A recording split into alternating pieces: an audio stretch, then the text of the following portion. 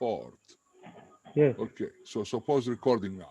Okay, sorry for the delay. Okay, I would like to thank very much Professor Baleanu, Professor Bayram, and the rest of the organizing committee for inviting me to give this talk and share my ideas with you. Also thanking all of you attending my talk. Okay, uh, yesterday I received my new book. It's called Generalized Fractional Calculus. It is about several things, fractional inequalities, fractional approximation, and it has 8 chapters about uh, fractional stochastic processes approximation. So this is what I'm going to talk about today. Let me start it. All right. 1 second. 1 second. Okay, we are ready to start. All right. So what I'm doing is approximation of stochastic processes, rather fractional approximation, by positive linear operators. The project has a lot of phases, a lot of things. I'm going only to describe one of the shortest, chapter 18, because of the limited time. Okay, the main idea goes as follows. Okay, if you have a stochastic process, it has two variables, x and t. T is the time most of the time, so omega is a point in the probability space. And if it is continuous in the time variable, then because it's measurable with respect to omega, by Theodori theorem, you can find it in Alibrandi's book, xt omega is joint measurable. So it makes sense what you will see next. So the left and right Riemann-Liouville stochastic integrals are defined in a similar fashion like those you already know, okay? And of course, they have a variable omega. Okay, now, if x minus t alpha minus 1 x t omega, and also t minus x alpha minus 1 x t omega are integral functions, by Fubini theorem, you have that the integral is a measurable function in terms of omega. That is a stochastic process. Also, another example of becoming stochastic process is if you have the integrands I just mentioned, as measurable and non-negative, then by Tonelli's theorem, the Riemann-Liouville stochastic integrals are measurable functions, therefore stochastic processes. I would like also to add from earlier works, so in the book of Deithelm and also my books, if x dot omega is L1, then the stochastic fractional integral is L1. Also the right stochastic integral, the same thing. Now, if x dot omega is L infinity, then from my theories earlier, fractional differentiation book and computational analysis, then the fractional integral is continuous function if the order is between 0 and 1, and is absolutely continuous if alpha, the order is greater or equal 1. Okay.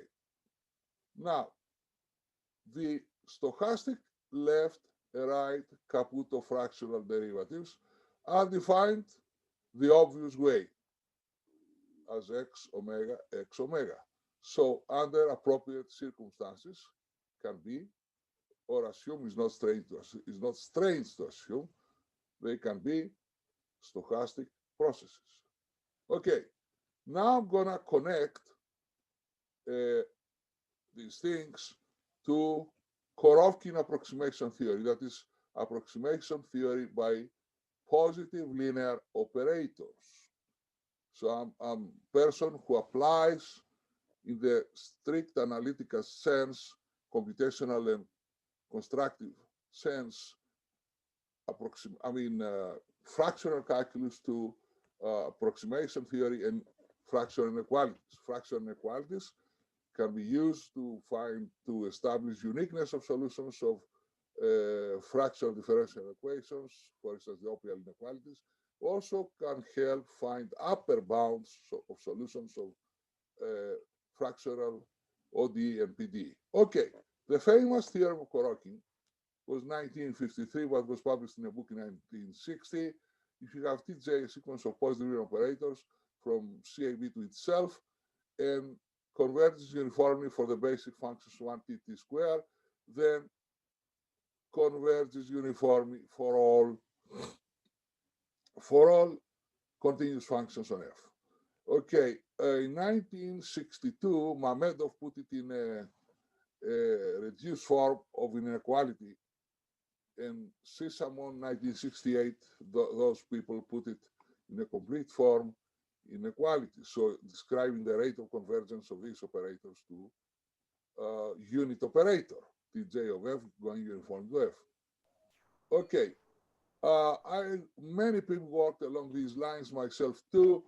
In 1990, German mathematician Weber established such inequalities for stochastic processes for the first time, and assume that the operators Tj are expectation, it means expectation, commutative, and stochastic is simple. Well, I continued and I did some related work, dropping the stochastically simple property in 1990. Well, I came back last year and I went to the one level up to Caputo stochastic fractional level approximation using Caputo derivative. And what's the advantage is that assuming Caputo differentiability, you increase the rate of convergence, goes faster. I mean, we know well that there are functions, they don't possess the first derivative, but they have derivatives in between. So there is a need to have such estimates. Okay, well, I already talked about the stochastic fractional derivatives. And in approximation theory, we use the so-called modulus of continuity. Okay, so if you assume that the xn derivative is bounded for all t omega, then you can have bounds quickly for the stochastic fractional derivatives, Caputo style, and then bounds for the modulus of continuity. For modulus of continuity measure smoothness and oscillation of a function. It's well-known tool, and a difference, such a difference you see here of expectations with respect to stochastic fractional derivative stochastic process can have such, by the properties of modulus of continuity, such estimates. And I consider the mixed modulus of continuity over the subintervals TB and AT. T is within AB.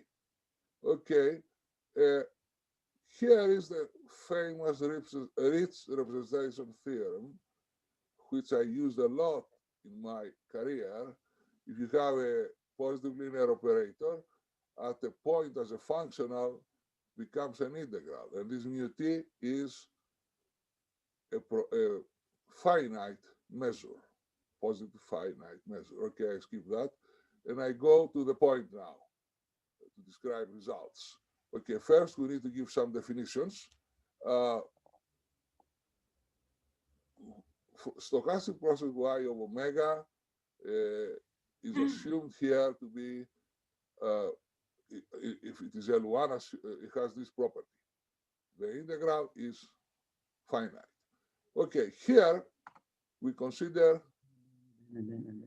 the continuous function, L1 continuous function, C omega AB, from AB to L1 of the probability space.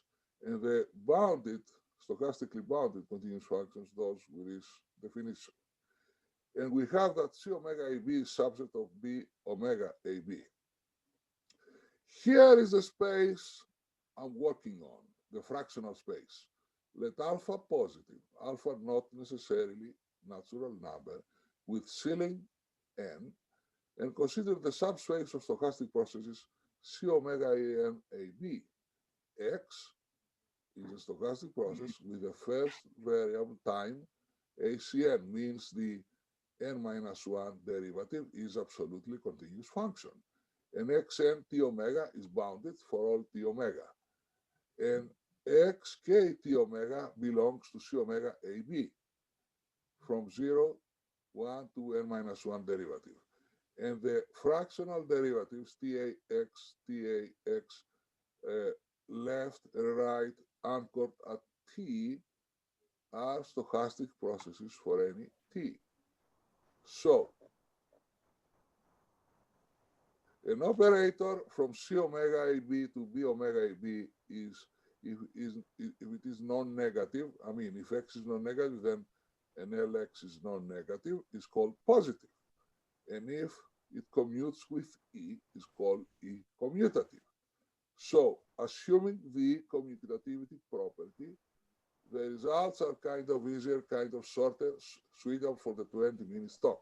If you want the whole thing without commutativity, long proofs, etc., is in the book I just mentioned. Okay, I'll just describe now some results. Okay, and then I'll give an application at the end. I hope I have the time. To Bernstein operators.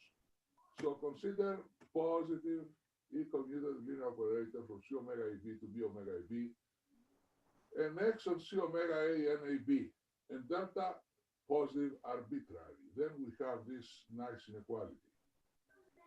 This inequality makes you, if basic functions go to 0, I mean the differences go to 0, or the operator converges uniformly to these basic functions, then you have uniform or pointwise and uniform convergence to any such function x in that space, C omega A and AB. So that's the main theorem. And well, if I go to order, fractional order between 0 and 1, that means the ceiling is 1, then the space C omega A1 AX, that's a little space. The application of Bernstein operators will be in that. All x absolutely continuous functions term of the first variable. The first derivative is smaller or equal m for all t omega bounded, okay? And x t omega is on C omega AB, and the fractional derivatives are stochastic processes for any t. So if alpha is between 0 and 1, then we have this result reduced from the previous. Kind of, we'll go to compact cases, don't worry. And then from the pointwise results, I'm able to derive uniform results. Uniform results. And then also uniform results. In the special case, L of 1 is 1. That's a very basic, important special case. Bernstein operators fulfill that. V of 1, 1. Okay, so then the estimate becomes more compact. Now we go to the application. Here are the basic Bernstein operators. Everybody knows. For F, continuous on 0, 1. We have B01, 1. We have some calculations on basic functions and estimates. Now, what are the stochastic Bernstein operators? Here, those. You put the omega here, x, k of n, comma, omega, okay? And then, with easy calculation, you find that the operators are E commutative. 1 second. Okay, then I apply my results to Bernstein operators. Here is for arbitrary alpha between 0 and 1, the estimate. Here is the estimate for order 1/2. It becomes more specific, as you see. It's going to be more specific. Then I make some calculations. This function is the Bernstein operator. This function is bounded by this number. And finally, I have this beautiful result. See here, x in c omega 1/2 1. And I have here outside 1/4 n. And here 1/square root of n. Okay? I mean, at 0 differentiability, the speed is 1/square root of n. At speed 1/2 is 1/4 root of n times 1/square root of n. I mean, you can see that if you assume that this is a Lipschitz function. Okay. And then comes the more interesting thing is that these are Korofkin theorems. Only with two functions, convergence of two basic non-stochastic functions, you get total stochastic convergence. If we assume, I mean, L is to be brief, sequence of positive linear operators, commutative, etc., all these assumptions. Ln of 1 goes to 1, ln of s minus t to the alpha plus 1 at t goes to 0.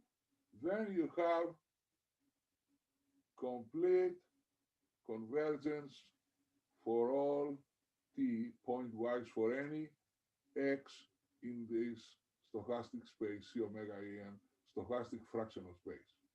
And then if you assume uniform convergence of 1 and this function here, s minus t alpha plus 1, then you get uniform convergence of the operator at any x of the fractional space. So here we derive convergences based on basic simple real non-stochastic functions 1 minus t st minus alpha plus 1. And references, I have here a few things. My earlier work, my first book, 1993, some other books, computational analysis, fractional differentiation, some recent works, a great book by Dijkhelm I use a lot, the famous Korofkin book, Six-Amount Inequality. Here is the reference, the Weber. That's it. Thank you so much. Thank you, George. Thank you very much. Questions? May I ask a question? Please. Yes. Yeah. Dear Professor, may I ask you a question? Yes, I'm listening. What do you think about another term? Okay, every stochastic process has a sample path. I don't hear you clearly. Please speak again slowly. Every stochastic process has a sample path. Sample? So, sample path is a regular deterministic function. If we prove for any sample path and apply everything known from fractional deterministic calculus, and these results could be converted to the stochastic process immediately. Well, as I proved, some things carry over to stochastic processes. I mean, I'm not aware about the property you're talking about. I mean, I treat very general stochastic processes.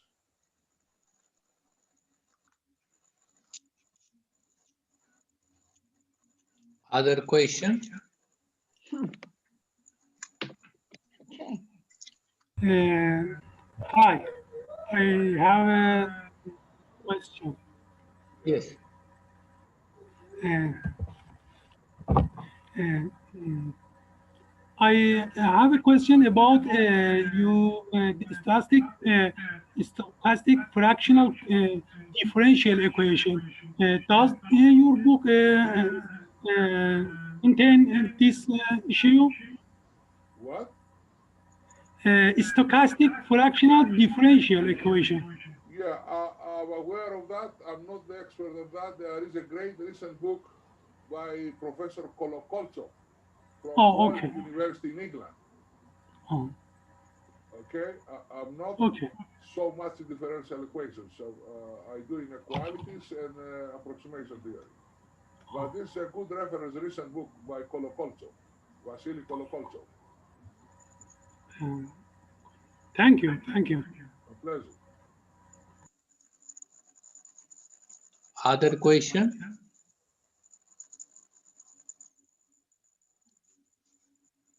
Other questions? No questions? Thank you, George, for your nice presentation, for coming and joining us. Thank you very much. Thank you very much for hosting me. Great conference. Let me add that this is a historic conference and is similar or even more important than the one 1974 by Bernard Ross, setting certain new standards, because getting out of the COVID, we are not going to forget the Zoom. So in the future will be combinations of Zoom and in person, okay? This is a health war. In every war, people are forced to invent new things, new sciences, new technologies that later improve the life of people. So this is an opportunity we took as a humanity, and it's going to be used in the future, no doubt about it. It's going to stay with us. Thank you. Thank you very much. Thank you very much. You can go out from the. Yes, sir. Thank you very much, George. Carlo, please. Yeah, here I am. Can you see? No, not yet. Now, yes. Yes, okay.